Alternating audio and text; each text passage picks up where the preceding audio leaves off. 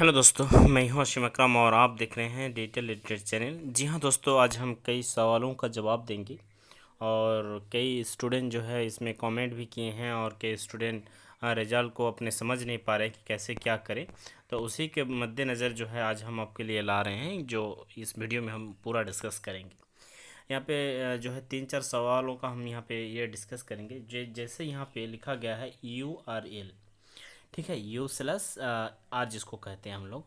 तो you स्लस are मतलब क्या, या किन रीजनों पर दिया जाता है, या क्या चीज़ है, या रहने पर क्या इफेक्ट पड़ेगा, या इसको हम अगर दूर करेंगे तो कैसे क्या होगा। कुछ स्टूडेंट फेल भी कर चुके हैं जो कि फर्स्ट ईयर में फेल नहीं थे। तो ऐसे सब स्टूडेंट को हम आज इस वीडियो में जो है बात करेंगे। और बहुत सारे स्टूडेंट बहुत सारे का जो है कन्फ्यूजन में भी जूझ रहा है कि क्या करें ना करें। और कोई बोल रहा है कि पूरा की एग्ज़ाम दे दीजिए, जिसको हम लोग सप्लीमेंट्री बोलते हैं और कप्लीमेंट्री भी बोला जाता है। तो इस तरह का भी बात यहाँ पे आते हैं। तो आज हम इस वीडियो में जो है इस सब चीज़ों का हम बात करेंगे, ठीक है। यहाँ पे मेरे पास पढ़ने वाला एक विद्यार्थी था, जिसका हम यहाँ पे उसका नाम नहीं ये कर रहे हैं क्योंकि ये प्राइवेसी है, ठीक है। जो अच्छा ही चीज़ होते हैं उनमें आदमी का पूरा नाम आप बोल सकते हैं, लेकिन ये सब प्राइवेसी चीज़ होते हैं। सबसे यहाँ पे पहले जो है रिजल्ट डिस्क्रिप्शन में कुछ चीज़ है, फर्स्ट डिवीज़न, सेकंड डिवीज़न और यहाँ पे थर्ड डिवीज़न। तो यहाँ पे फर्स्ट डिवीज़न नहीं लिख के जो है UR लिखा गया है। UR का अर्थ होता है यहाँ पे देखिए अंडर रेगुलेशन। अंडर रेगुलेशन का मतलब क्या है, इस चीज़ को पहले हम ये करते हैं, डील करते हैं, उसके बाद हम यहाँ पे डिस्कस करेंगे। यहाँ पे अगर देखेंगे तो यहाँ पे नंबर जो दिया गया है इस लड़का का 300 नंबर। लेकिन हम अगर बढ़िया से इसको देखें और यहाँ पे टोटलिंग करें, जोड़े इसको, इस टोटल नंबर को, यहाँ पे जो भी 5 सब्जेक्ट हैं इन नंबर को अगर हम जोड़े, चलिए आइए हम जोड़ के देख लेते हैं, तभी इस चीज़ को हम बात कर पाएंगे। जैसे यहाँ पे है 7, 7 और 2 हो गया आपका 9, 9 और 4 जो है आपका हो गया आपका 13, 13 और 4 जो है 17, यानी 7 आ गया यहाँ पे। हाथ में रहा 1, यहाँ पे 7 और यहाँ पे जोड़ेंगे तो 297 नंबर हो रहा है। यानी इसको 3 नंबर की कमी हो रहे हैं फर्स्ट डिवीज़न को कंप्लीट करने में। तो इसको 3 नंबर यहाँ पे ग्रेस दिया गया है, जोड़ा गया है, 3 नंबर उसको बढ़ाया गया है और उसके बाद यहाँ पे 300 किया गया है। यानी कोई भी स्टूडेंट का, किसी स्टूडेंट का अगर 5 नंबर तक के लिए फर्स्ट डिवीज़न छूट जाता है तो उन स्टूडेंटों को 5 नंबर देकर, ठीक है, ग्रेस देकर इसको फर्स्ट डिवीज़न किया जाता है। तो अगर किसी का UR लिखा गया है फर्स्ट डिवीज़न के बगल में, या सेकंड डिवीज़न के बगल में, या थर्ड डिवीज़न के बगल में, तो आप यहाँ पे देख सकते हैं कि आपका जो रिज़ल्ट है उस रिज़ल्ट में जो है ग्रेसिंग मार्क्स माने कुछ मार्क आपको बढ़ाया गया है, ठीक है। यही चीज़ इसका मतलब होता है। तो ये अगर लिखा रहेगा तो आपको क्या दिक्कत है, क्या दिक्कत नहीं है आपको। यहाँ पे क्या आपको जो है एक मौका दिया जा रहा है, ठीक है। मान के चलिए कोई ऐसा वैकेंसी है, या आप मान के चलिए आगे चलकर अगर ऐसा पढ़ाई कुछ करेंगे जिसमें आपको वहाँ पे कोई रूल है कि आपको फर्स्ट डिवीज़न होना ज़रूरी है, 300 नंबर होना ज़रूरी है, तो उस स्थिति में आप वंचित हो जाएंगे। अगर 200 आपका जो है 97 नंबर रहेंगे, यानी 297 अगर नंबर रहेंगे तो आप उससे वंचित हो जाएंगे। लेकिन ये अगर रह जाएगा तो उससे वंचित नहीं हो पाएंगे, ठीक है। वहाँ पे आपको ले लिया जाएगा।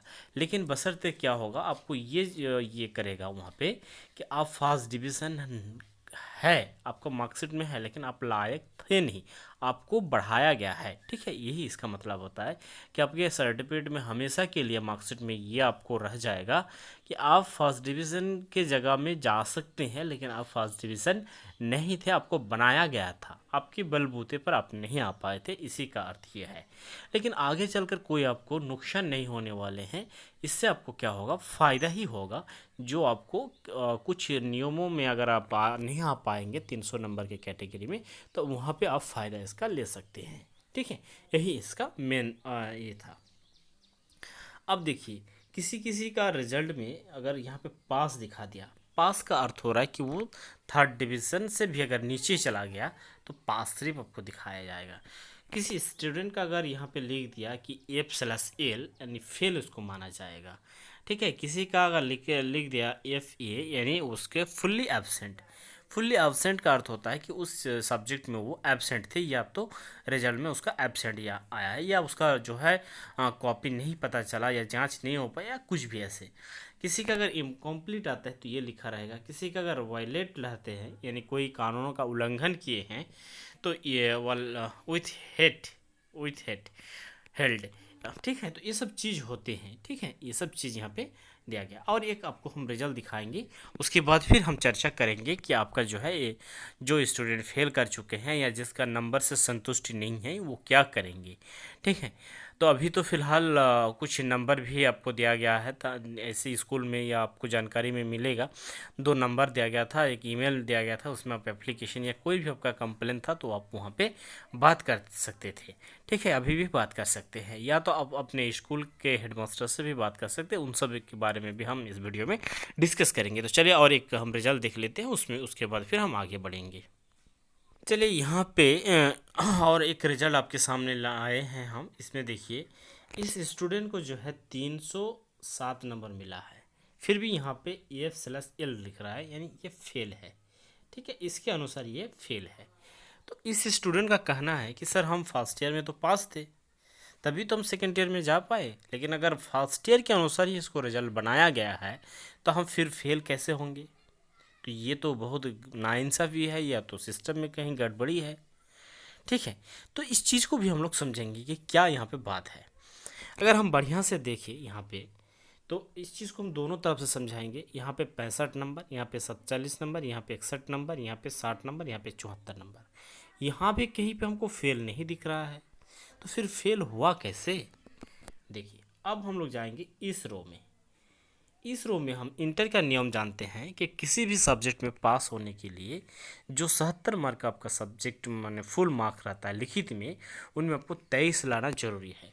लेकिन यहाँ पे आपको फिजिक्स में जो है 18 नंबर दे दिया गया था, ठीक है। तो 18 नंबर दिया तो यहाँ पे आपको 23 आया नहीं। तो इस 23 नंबर नहीं आने के कारण यहाँ पे इस स्टूडेंट को जो है रिजल्ट फेल दिखा रहा है, लेकिन यहाँ पे 35 है, ठीक है। बाकी तो अब ये स्टूडेंट कंप्लेन करेगा और ये बोल भी सकता है कि सर हम तो फिजिक्स में फर्स्ट ईयर में पास थे, तो फर्स्ट ईयर में अगर पास है तो फिर सेकेंड ईयर में फेल कैसे हुए। अब चलिए हम इसको अब समझते हैं। फर्स्ट ईयर में जो है आपका 40 अंकों का थ्योरी लिया गया था और 10 अंक जो है आपको स्कूल की तरफ से दिया गया था। टोटल आपको जो है 50 नंबर का एग्ज़ाम लिया गया था। अब मान के चलिए 40 में आपको 9 नंबर मिला था और प्रैक्टिकल में आपको 10 में 10 ही या 9 ही दे दिया गया था। अगर 10 में 10 दे दिया गया तो 40 में अगर आपको 19 मिल जाता है तो आप पास हैं। ये तो कहीं पे गड़बड़ है नहीं, क्योंकि लगभग आप इस सब्जेक्ट में पास हैं, क्योंकि उस समय जो है इन दोनों को जोड़ के नंबर घोषित किया गया था। तो अगर 9 मिला था और प्रैक्टिकल में आपको 10 मिला था तो आप पास थे। लेकिन जब ये टेबल सरकार के पास यानी जैक के पास ये टेबल मौजूद था, तो वो फिर क्या किया, फर्स्ट ईयर के जो थ्योरी में नंबर था उसको डबलिंग कर दिया। थ्योरी में जो सेकेंड ईयर का जो थ्योरी का नंबर था ये अपने तरफ से स्कूल से भेजा गया था। तो अब मान के चलिए ये स्टूडेंट को अगर 9 ही नंबर थ्योरी में फर्स्ट ईयर में था और अभी ये आपका 50% परसेंटेज था, अगर उसको 60% या 70% के हिसाब से अगर कुछ नंबर यहाँ पे इम्प्रूव किया, बढ़ाया, तो ये लोग 18 बढ़ाया। डबलिंग अगर कर दिया 50% बढ़ा दिया तो उसको 18 हो गया। लेकिन 18 होने से ही ये स्टूडेंट यहाँ पे फेल हो जा रहा है, ठीक है। तो इस रीजन से काफ़ी स्टूडेंट जो है साइंस में हो या आर्ट्स में हो, काफ़ी स्टूडेंट इस हिसाब से फेल हुए हैं। तो इनको भी हमको समझना है कि वाकई में सिस्टम का दोष अगर एक्चुअल में पूरा पूरी दे देंगे कि सिस्टम गलत है, या तो हम ऐसे भी बोल देते हैं कि बहुत सारे बच्चे या बहुत सारे टीचर भी बोल देते हैं कि अगर सरकार ये था एग्ज़ाम लेने वाले थे तो एग्ज़ाम अगर ले लेता तो काफ़ी स्टूडेंट जो है इस तरह का सिस्टम से उसको नहीं जूझना पड़ता था। ये बात काफ़ी हद तक या 99% सही है, क्योंकि बहुत सारे स्टूडेंट फर्स्ट ईयर में ध्यान नहीं देते पढ़ाई में, सेकेंड ईयर में देते हैं, और फर्स्ट ईयर के अकॉर्डिंग अगर वो रिजल्ट बन गया है तो ये तो बहुत सारे स्टूडेंट को लिए नाइंसाफ़ी है। लेकिन हालांकि अगर ये देखा जाए कि फर्स्ट ईयर के हिसाब से अगर मार्क्स बनाया गया है और फेल है आप, तो ये सिस्टम का कोई गलती है नहीं, सिस्टम का गलती इसमें नहीं माना जाएगा, ठीक है। तो इस तरह का बहुत स्टूडेंट के साथ रीजन हुए हैं।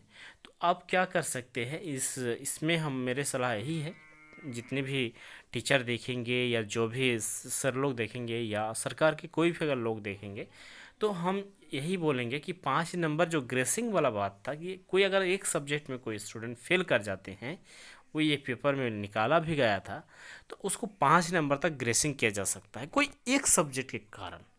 तो यहाँ पे अगर इस स्टूडेंट को 5 नंबर अगर इस थ्योरी में ग्रेसिंग कर दिया जाएगा तो ये 23 आपको आ जाएगा, और 23 अगर आ जाएंगे तो ये स्टूडेंट जो है आपका फर्स्ट डिवीज़न से पास हो जाएगा। तो ये जो फुल फाइनल जब रिजल्ट बनेगा तो वहाँ पे भी हम लोग को एक उम्मीद रखना चाहिए कि वहाँ पे भी ये बन सकता है ग्रेसिंग देकर, क्योंकि मेरे पास ऐसा एक एक्सपीरियंस था। मेरे पास कुछ साल पहले 2-3 साल पहले मैट्रिक में एक स्टूडेंट फेल कर दिया था। हम रिजल्ट ऐसे देखे थे नेट में, तो ये स्टूडेंट फेल था, लेकिन एक सब्जेक्ट में 2 या 3 नंबर के लिए वो फेल हो गए थे। उसी के कारण वो फेल हो गया था, क्योंकि उसका जो एडिशनल सब्जेक्ट था उसमें भी फेल था, और उसके साथ साथ दूसरा एक सब्जेक्ट में फेल था, इसके लिए फेल था। लेकिन वो स्टूडेंट जब पूरा एग्ज़ाम देने के लिए फॉर्म भरने के लिए वो मार्कशीट उठाया तो उसमें लिखा गया है पास, और वही लिख दिया गया है कि U/R। तो इसके मतलब हो रहा है कि इस तरह के स्टूडेंट को उम्मीद रखना चाहिए। फिर भी साथ ही साथ आपको एक एप्लीकेशन लिखना है, और आपको ऐसे बोल के कि सर जो मेरा एक सब्जेक्ट में हम यहाँ पे बैक हो रहे हैं, इस थ्योरी को जो है रीटोटालिंग किया जाए, या फर्स्ट ईयर में हम पास थे तो उस हिसाब से इसको देखा जाए, देखने के बाद हमको पास करने की अनुमति या पास करने के लिए जो भी है वो मेरा लाइफ को देखते हुए इसको पास किया जाए, ठीक है। लेकिन जब इतना आप बोलने जाइएगा तो अक्सर बहुत सारे सरकारी स्कूल के जो टीचर होते हैं वो आपको बताएगा, या ऐसे बहुत सारे आदमी भी बोलते हैं कि सरकार तो बोले हैं कि जो रिजल्ट से संतुष्ट नहीं है वो एग्ज़ाम दे सकते हैं, लेकिन वो एग्ज़ाम आपका एनुअल एग्ज़ाम नहीं होगा, क्योंकि वो एग्ज़ाम आपका जैसे पूरक एग्ज़ाम होता है वो एग्ज़ाम होगा, जिसको हम लोग कप्लामेंट्री या सप्लामेंट्री बोलते हैं। मैट्रिक और हम इंटरमीडिएट दोनों का ही बात करते हैं, इसलिए ऐसे बोल रहे हैं। तो वो एग्ज़ाम आपका हो जाएगा, तो उसकी एग्ज़ाम का अलग वैल्यू है, एनुअल एग्ज़ाम का एक अलग वैल्यू है। लेकिन कोई स्टूडेंट बोलेगा कि नहीं मेरा हम तो 400 नंबर ला सकते थे लेकिन मेरा 300 आ गया, तो चलो हम इस रिजल्ट को कैंसिल करते हैं, फिर हम एग्ज़ाम देंगे।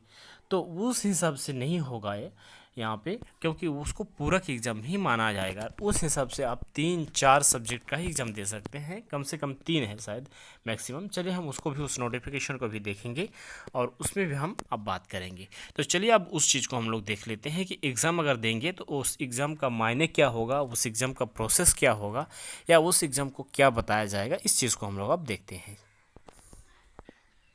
तो आगे हैं हम, अब लोग यहाँ पे देख सकते हैं कि इंटर की 34,243 असफल छात्रों के लिए बोर्ड द्वारा आयोजित पूरक परीक्षा जल्द शुरू होगी।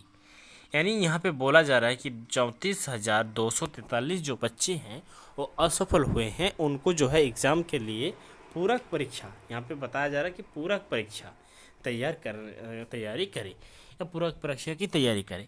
इसका मतलब हो रहा है कि जो पूरक एग्ज़ाम लिया जाएगा उसी वो एग्ज़ाम को यहाँ पे कंडक्ट किया जाएगा। लेकिन बहुत सारे आदमी का कहना है कि अगर आप रिजल्ट से असंतुष्टि है तो आप एग्ज़ाम तो दे सकते हैं। तो भाई वो एनुअल एग्ज़ाम थोड़ी ना है, उस सर्टिफिकेट या उस मार्कशीट में मेरे पास एनुअल एग्ज़ाम थोड़ी ना लिखा होगा।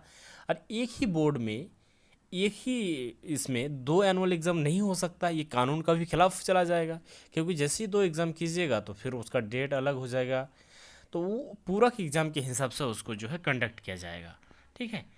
तो मेन एग्ज़ाम का और पूरक एग्ज़ाम का आगे चलकर जो है, अभी तो आपको नहीं कुछ पता चलेगा, क्योंकि अभी सरकार जो भी सरकार केंद्रों में है वही सरकार लॉकडाउन चला रहे हैं, वही सरकार कानून बना रहे हैं। झारखंड में जो सरकार लॉकडाउन कर रहे हैं वही सरकार बना रहे हैं, लेकिन ये दिक्कत नहीं होगा। लेकिन आगे चलकर जब आप फिर नौकरी में जाएंगे या कुछ इस डॉक्यूमेंट को जब अगला ये किया जाएगा तो उस समय तो ये चीज़ नहीं दिखा जाएगा कि आप कोविड के कारण आप बढ़िया स्टूडेंट थे लेकिन आपको जो है एनुअल एग्ज़ाम नहीं दे पाए थे, या एनुअल एग्ज़ाम में आप संतुष्ट नहीं हुए थे, तो वो उस समय आपको दिक्कत होगा। अभी तो आपका काम चल जाएगा, ठीक है। तो ये यहाँ पे बात है।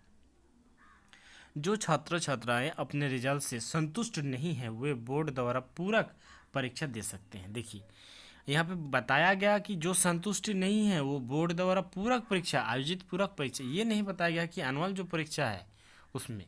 तो उस ऑफकोर्स इस आप चीज़ को जान सकते हैं कि उस मार्कशीट में जो है पूरक परीक्षा की आपको ये लिखा रहेगा हेडिंग, ठीक है। मार्कशीट में के ऊपर लिखा रहता है और आपको जो एडमिट मिलेगा उसमें भी लिखा रहता है, ठीक है।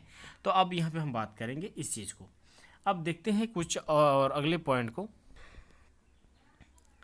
अब यहाँ पे है कि आपका जो है जारी हुआ जैक सॉरी अब यहाँ पे अगला पॉइंट हम देखेंगे, जैक 12 साइंस रिजल्ट जो है 86.98% विद्यार्थी पास हुए, यानी 86% विद्यार्थी जो है इसमें पास हुए हैं। तो अगर देखा जाए तो लगभग अब 87 मान के चलिए, तो यहाँ पे और 13% जो विद्यार्थी हैं फेल हो गए हैं, 13%। तो काफ़ी स्टूडेंट, तो अब देखिए 34,000 आपको बोले हम, तो उतना स्टूडेंट अभी भी फेल है।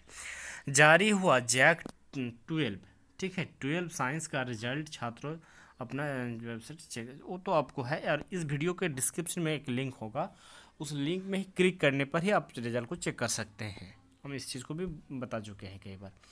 जैक 12 रिजल्ट 2021 की घोषणा 23 जुलाई 2021 को शाम, घोषणा जो है 23 जुलाई 2021 को शाम इतना बजे किया गया था। 23 जुलाई को नहीं, यहाँ पे कुछ गलती है डेट के लिए, लेकिन ये टाइम लगभग सही है, ठीक है, ये टाइम सही है, लेकिन यहाँ पे जो है डेट 23 जुलाई नहीं था। तो चलिए अब देखेंगे हम लोग जैक 12वीं बोर्ड के 3.31 लाख छात्रों का रिजल्ट घोषित, इतना विद्यार्थी जो है रिजल्ट का घोषित।